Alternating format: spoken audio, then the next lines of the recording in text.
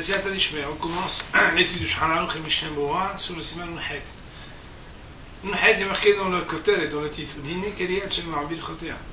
Les lois concernent le Keliyat Shema et ses bénédictions. Bo Shivara Serifim, il y aura 7 alinéas. Il est un petit peu long, on va essayer peut-être de le traduire progressivement.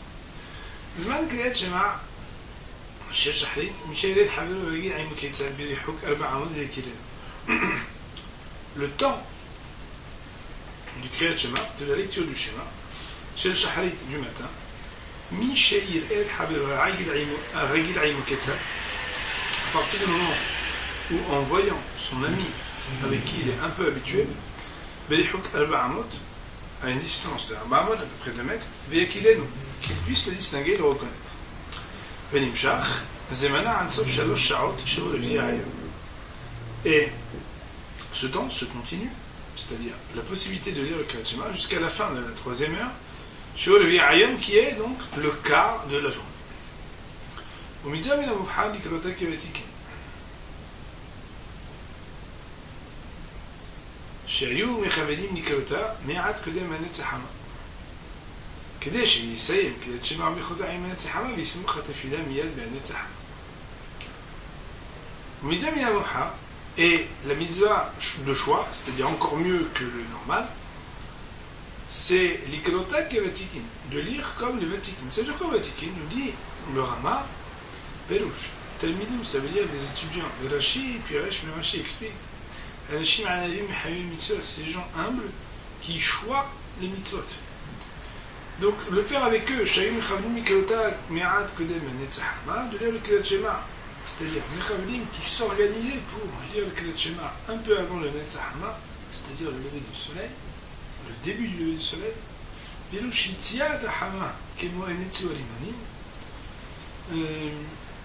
quand on dit Netz Hama, c'est la sortie du soleil, donc le début.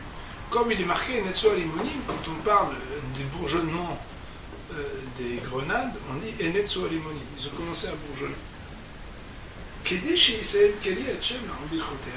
Et à quoi bon? Bien, c'est afin de terminer la lecture du Kriyat Shema à lui, sa bénédiction, c'est-à-dire de dire Baruch Ata Hashem Gal Yisrael, avec l'arrivée du Netz Hama, du lever du soleil. Et comme ça, on pourra faire jouxter immédiatement après ce qu'on appelle la tefila, dans le langage de la Mishnah ou de la Halacha, ici en l'occurrence ça veut dire la Hamida, Miyad ben Netz Hama, immédiatement avec le Netz Hama. Celui qui aurait la possibilité de s'organiser pour faire ainsi, son salaire sera immense. Haga, le Rama de dire Shi'ur Anetz Hama, que la mesure, en tout cas l'heure du Netz Hama, Kemo Shi'ur Sha'a Ahad Kodem Shi'ale Kol Guf HaShemesh Al Haaretz. C'est plus ou moins 1 heure avant que ne soit monté tout le corps du soleil, c'est-à-dire qu'il soit visible tout le soleil au-dessus de la terre. Voyons sur cette partie le Mishnah Berurah. Marqué donc dans Mishnah Berurah, Seif, Aleph, Seif Ketan, Aleph. Zemen Kriyat Shema, Bichot Kriyat Shema, Aleph, et Gamken, et Mamad, Kodem, Azman, Azman. Et les bénédictions du Kriyat Shema, on a parole de lire avant ce temps-là. Autrement dit, même Yotzer Or et أبو حابب عمو يسري بها non plus. الرجل عمو كتسات مني مش نبوه سب كتان بيت كيرسناي دياتالي فراكيم. Quand on dit qu'il faut le connaître un peu, ça veut dire que quelqu'un qui viendrait dans une auberge à différentes reprises, mais qui n'est pas continuellement là. C'est quelqu'un qui est de passage. Parce que si tu as très l'habitude de voir, beaucoup d'habitude, mais non, même s'il est loin de lui, il va quand même le reconnaître.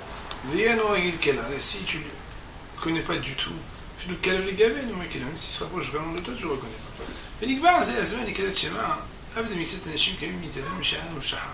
Ce temps-là a été fixé pour la lecture du Shema, bien qu'il y ait des hommes qui se lèvent de leur lit depuis l'aube, et que depuis l'aube, c'est-à-dire avant même le temps où on peut distinguer un ami à 4 amot, on pourrait déjà appeler ça le temps de ton lever, Minatora, d'après la stricte loi de la Torah. Pourquoi? Parce que Béhémet, étant donné qu'il y a des gens qui se lèvent, parce que c'est le temps où on se lève quand il y a l'aube, alors, puisque le verset nous dit qu'il faudra lire le Kriyat Shema au moment de ton lever, Alors même d'après la loi de la Torah, bien qu'on aurait pu dire que c'est déjà le temps de ton lever à partir de l'aube, d'ailleurs au point qu'à posteriori, si on l'avait lu à partir de l'aube, ben on serait Yotse, comme on va le voir dans la ligne 4 de Shulchan Aruch. Malgré tout, quoi qu'il en soit, puisque la majeure partie des hommes, la majorité des hommes, ne se lève pas avant ce moment-là qui s'appelle la reconnaissance de l'autre à 4 amot, et qu'en plus de cela, qu'on a fait partie constituante de la lecture du schéma, la portion de la Torah qui parle de Parashat Tzitzit, où là-bas on parle des fils que l'on pose sur les 4 coins de nos vêtements. Mais Kriyat Shema, pour le lire aussi dans le Kriyat Shema, et dans cette portion de la Torah, il est marqué il faudra pouvoir regarder les fils de Tzitzit, les filles rares. C'est pourquoi les Hachamim ont fixé le temps de la lecture à partir du moment où on pourrait distinguer ce qui fait partie constituante de notre habit dont on fait la lecture au moment du Kriyat Shema, et qui est le critère qui correspond à ce qui nous permet de distinguer notre ami à 4 amot, qui, dans le langage de la Mishnah, est cité comme étant le moment à partir duquel on distingue entre le bleu azur et le bleu. Comme je l'ai dit en anticipant, c'est le temps qui correspond à ce que dans Shulchan Aruch on appelle le temps de la reconnaissance d'un ami à 4 amot.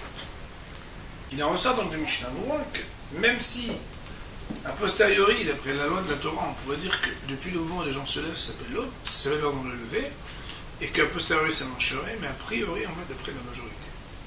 Me dit Mishnah, c'est Kritan Gimel. Quand on dit jusqu'à la fin, mais a priori, on n'a pas le droit de se retarder jusqu'à ce moment-là. C'est le Gaon de Vilna, au nom du Yerushalmi. Autrement dit, alors si on dit que tu as encore le temps, que oh non, mais c'est bon, je vais faire un dernier minute, non. A priori, on n'a pas le droit de se retarder. On dit, Mishnah c'est Kritan Dalet, Shalosh, Shaot, parce que c'est l'habitude des gens qui, entre guillemets, sont les plus fainéants possibles, puisque ce sont des princes qui n'ont rien à faire. C'est le moment où ils se lèvent. C'est pour ça que ça s'appelle encore le temps de ton lever. Pourquoi? Parce que c'est le temps où il existe encore quelques personnes qui se lèvent.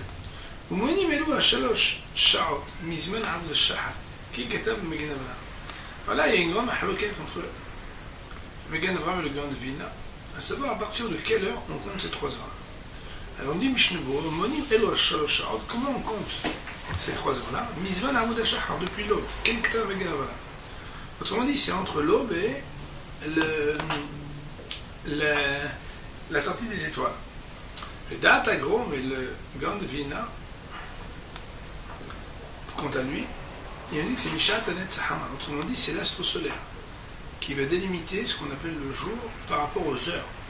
Et que donc, on compte à partir du Netz et jusqu'au coucher du soleil. Pourquoi je vous ai parlé de la délimitation par rapport à la fin? Ben, tout simplement, parce qu'en réalité, quand on parle d'heures, ben, on parle d'heures solaires. On va donner un exemple. Si jamais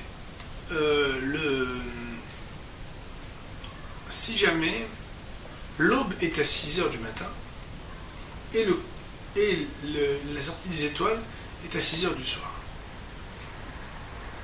Si on regarde combien il y a d'heures, eh bien, si nous délimitons par rapport à l'aube et la sortie des étoiles, tout simplement, chaque heure solaire elle fait 1 heure.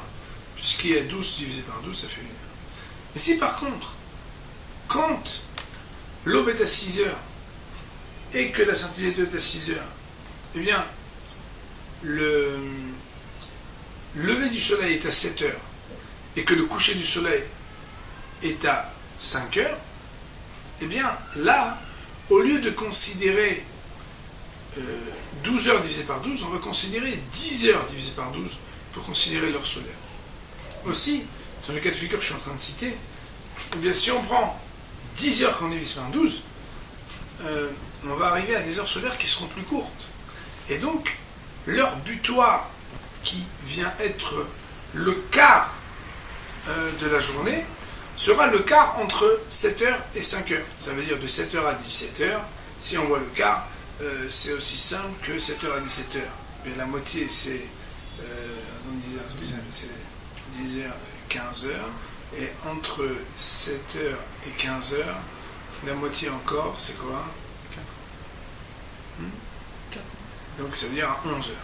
Alors que si Béhémet, on voyait le quart de la journée quand c'est de 6h à 6h, 6h à 6h, le quart de la journée, ce serait 10h. Donc on voit qu'il y aurait une différence au niveau de l'heure butoir de Kriyat Shema. Et cela vient du fait qu'on ne délimite pas seulement par rapport au début, mais par rapport à ce que c'est le jour et la nuit qui fixent, ou bien est-ce que c'est le lever du soleil ou le coucher du soleil qui va fixer. Dans le calcul qu'on a dit, juste, il y a une petite erreur quand même, c'est que si Béhémet, le lever du soleil est à 7h et son coucher est à 5h, l'heure butoir de Kriyat Shema sera à 9h30 par exemple. Tout ça c'est une hypothèse. Alors que dans le cas où le lever du jour, c'est-à-dire l'aube, est à 6h et la sortie des étoiles est à 6h, alors on aurait un Kriyat Shema qui pourrait plus que jusqu'à 9h. Bien entendu, c'est juste la Mahacha, c'est juste pour vous faire sentir que tout dépend de la délimitation et de la définition des heures solaires. Et c'est donc ce qu'on a dans les lohot, dans les calendriers. On a deux horaires, l'horaire du Magen Avraham et l'horaire selon le Gaon de Vilna. La halakha c'est, il faut savoir que, étant donné que le sujet ici, c'est un sujet de la Torah, parce que Kriyat Shema c'est une misade de la Torah, écrite formellement dans le texte de la Torah, a priori, il faudra lire pour le Kriyat Shema avant la fin du premier Zman. Posteriori, dans des cas de force majeure, on pourra s'appuyer sur ceux qui permettent de lire le second jusqu'au second Zman. Donc pour aujourd'hui, on va dire Baruch Adonai Le'olam, Amen.